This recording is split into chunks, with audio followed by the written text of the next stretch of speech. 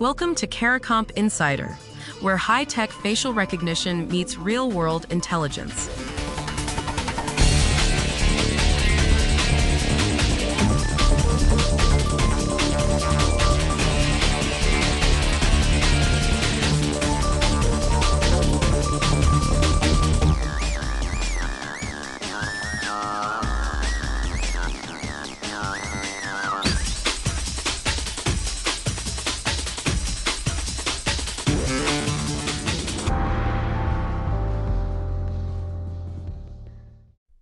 Your iPhone has quietly been studying the faces of everyone you love.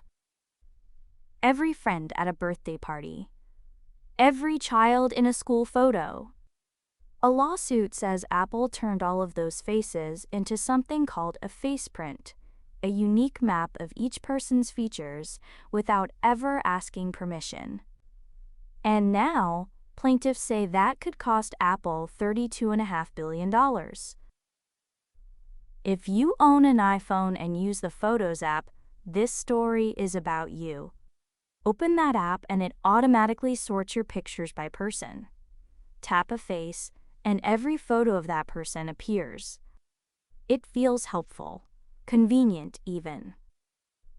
But to build that feature, the app measures the geometry of every face it finds. The lawsuit was filed in Illinois, where as many as 6.5 million residents could each claim $5,000. So the question threading through all of this, when your phone maps a face, who owns that map? Let's start with the law at the center of this. Illinois passed a Biometric Privacy Act back in January 1, 2008. It's often called BPA. The rule is simple. A company has to get your written consent before collecting your face geometry. And Illinois is special. It's the only state where you, personally, can sue over it. Not just the government, you.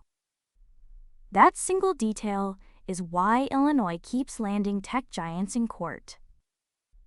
And it has landed them before.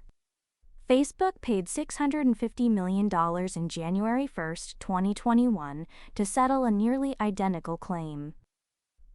Instagram paid tens of millions 2 years later.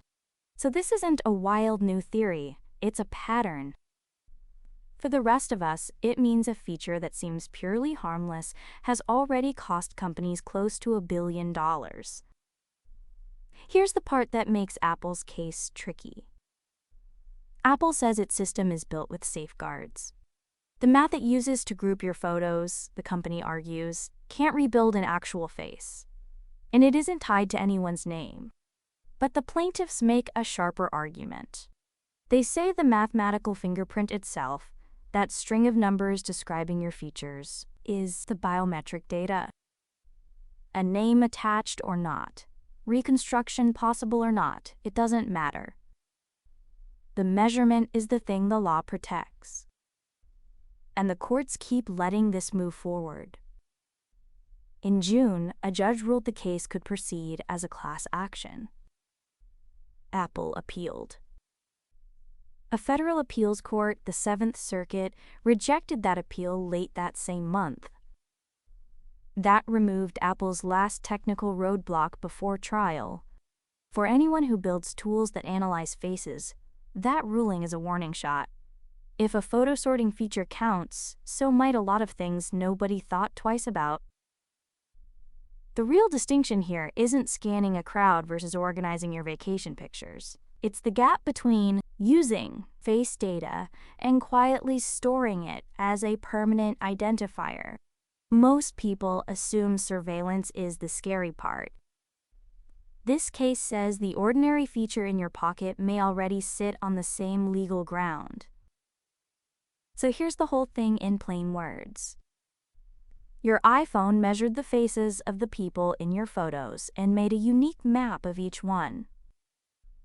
An Illinois lawsuit says Apple did that without asking, and it could cost the company tens of billions.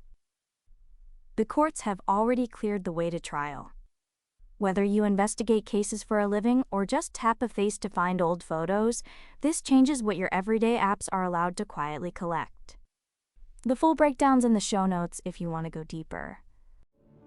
Now you know something most people in this industry don't. Use it. And when you're ready to put it to work, caracomp.com. We'll see you tomorrow.